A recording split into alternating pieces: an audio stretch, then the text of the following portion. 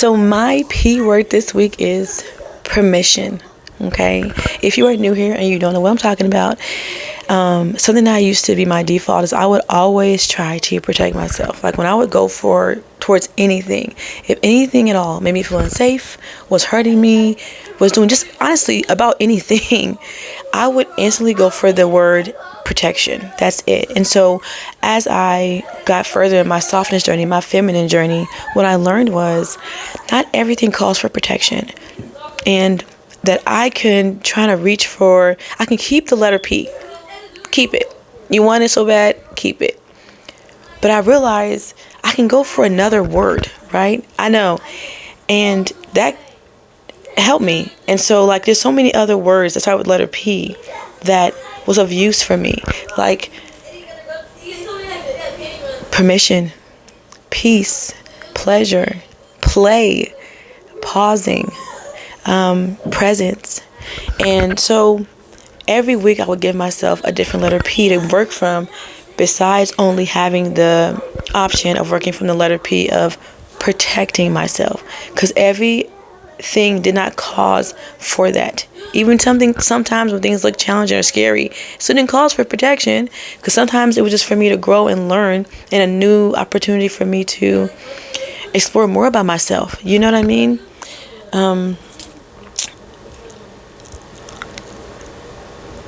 The reason why this week is permission is because my husband is gone right now, and I am missing him a lot. And so, missing people in general, it makes me feel very vulnerable. And it's because I do have like deep-rooted abandonment issues. So when I hear missing and I hear distance, I instantly hear something bad. Like it's not a good thing to be distant. It's not a good thing to have that, And so I don't hear what maybe everybody else does when it comes to distance. It's not a good thing for me. So it's a flag, like a red flag for me. And so I sometimes go towards relief in that area. In the past, what I would do is I would typically run away. I would get cold. I would get numb. I would get distant.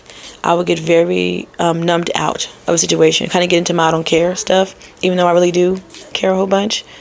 And so I would do everything I could try to make this feeling kind of stop so that I wouldn't feel it as fast as I could, though. And today I thought to myself, because as you saw from the other video I sent off today, was what if I didn't run for relief? So I wrote right here. And it says, what if I, instead of trying to escape the feeling, I simply gave myself permission to have it? Permission to say,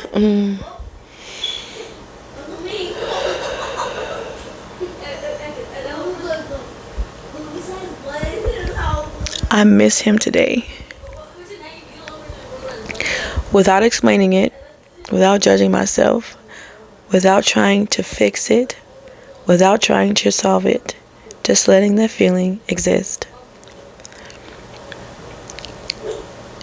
I think that's what I'm learning this week. And I think this is a different type of courage.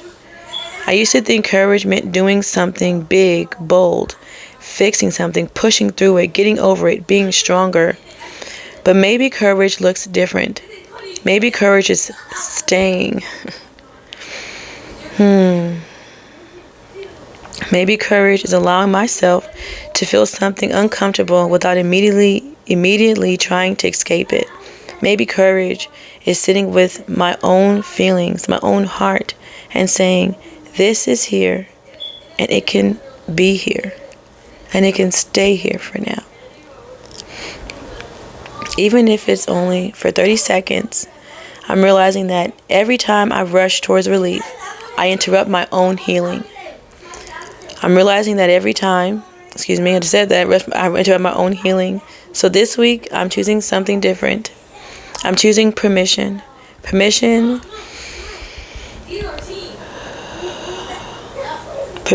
to miss him. Permission to feel. Permission to be human.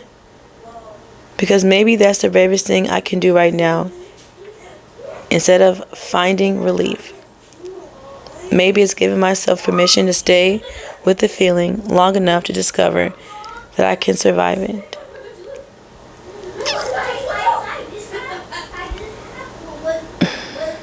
And I wonder, what would change if we all gave ourselves a little bit more permission? At the end, I like to do my little stuff. I think I'm going to cry after this video because I do miss him.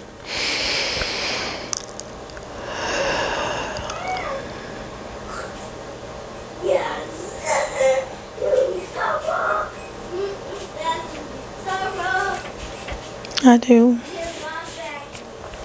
Okay. That is my video for today. Goodbye, and I love you guys.